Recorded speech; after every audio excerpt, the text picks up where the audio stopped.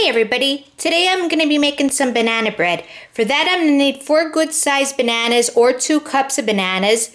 I'm going to need 2 cups of sugar, I'm using Splenda, 1 cup of vegetable oil.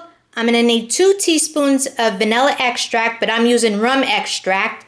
I'm going to need 1 1/2 teaspoons of baking soda, 1 1/2 teaspoons of salt. I'm using pink Himalayan salt.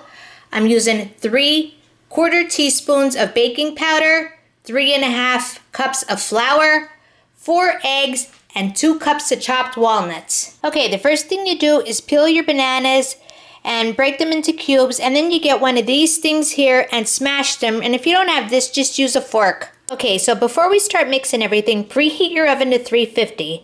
Then get a big mixing bowl, and you get your oil. You put your oil in.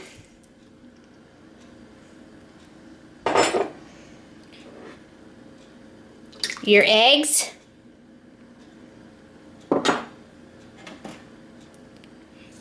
your sugar, and your bananas, and you mix that all up really well.